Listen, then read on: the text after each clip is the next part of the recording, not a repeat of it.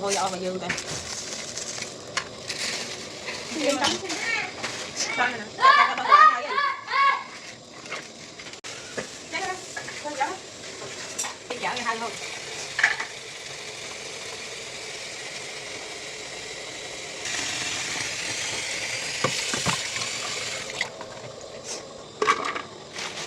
tranh đây mà chốt đến đó trong dương đặt tướng mà.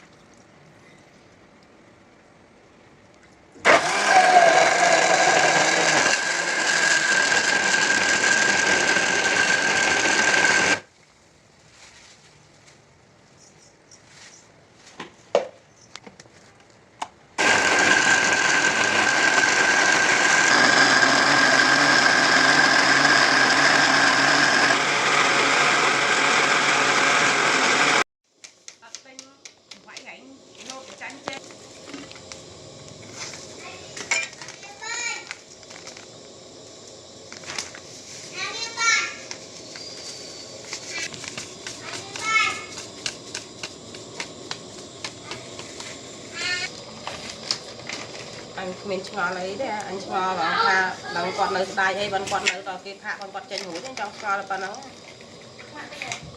to mà lo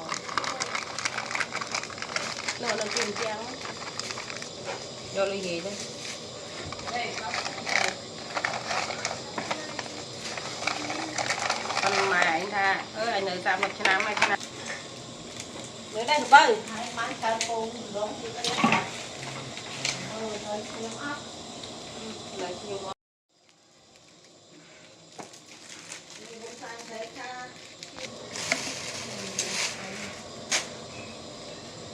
anh bán nó đang ổn không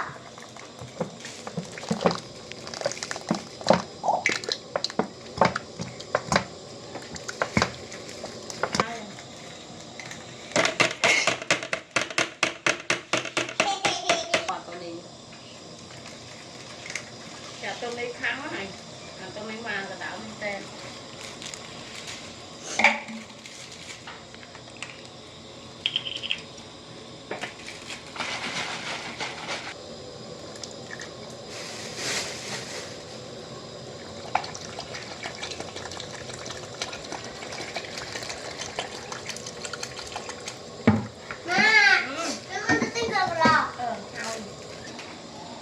nhắm vai vậy mặt chiên áo chiên con chiên mình thấy mình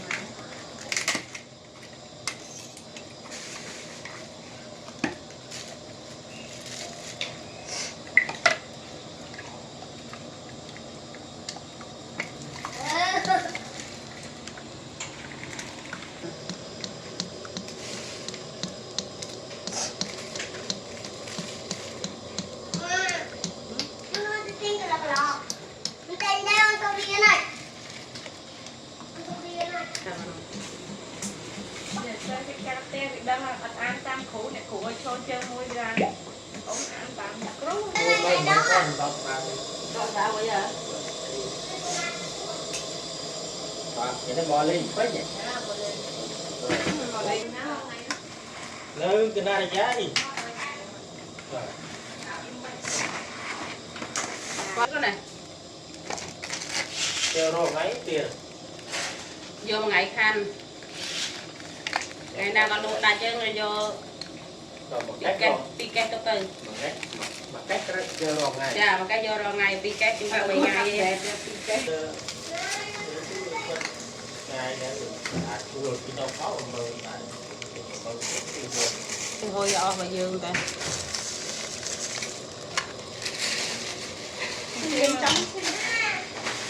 con này nè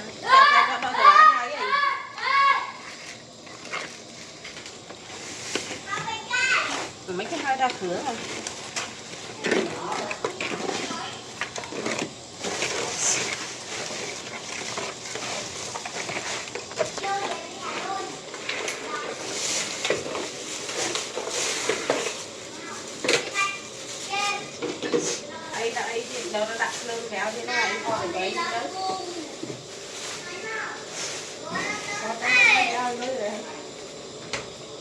Ghê mà.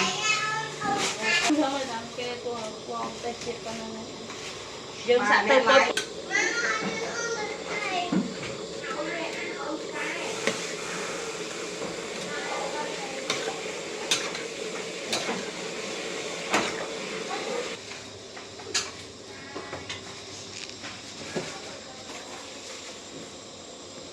mà không một ổ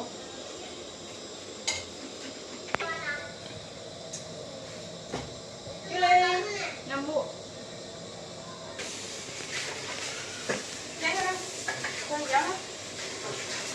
Đi chở cái hai thôi.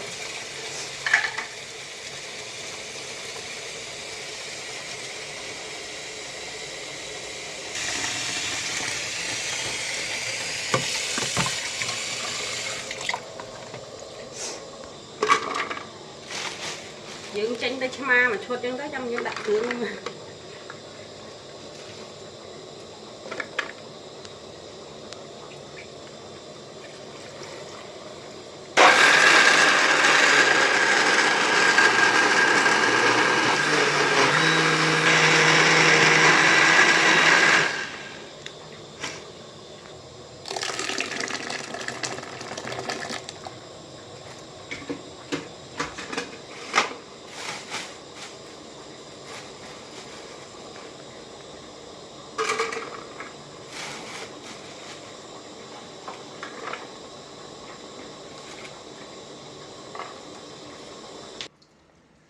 Chị Ly thôi là bây giờ lấy cái đó.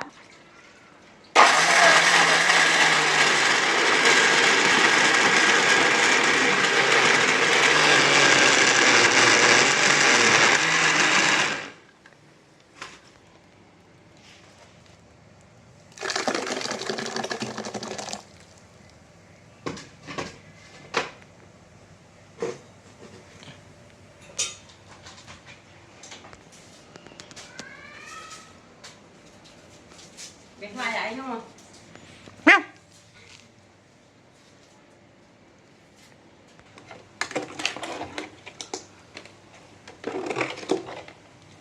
Đây đã thưởng tiếp đó. Làm xin.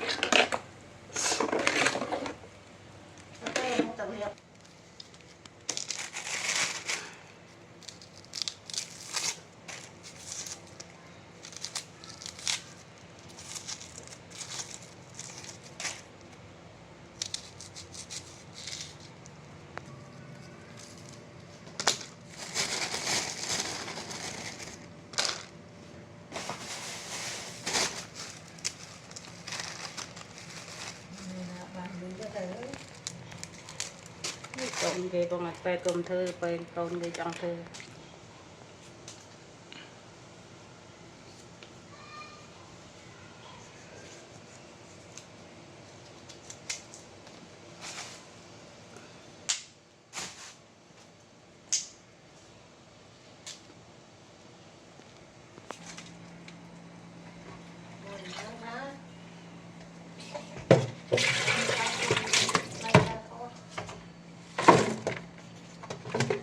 Thôi rồi sao này?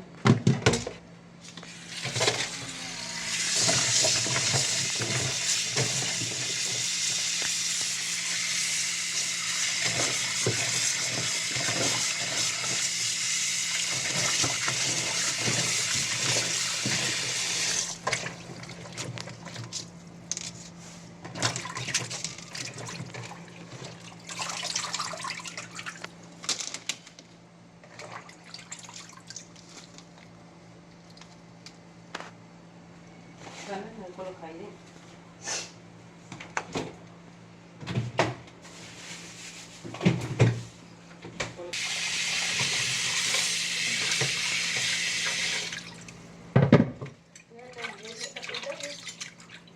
Dia tới lại nha. Còn lại thơm hô thôi đặt chưa rồi na nó coi.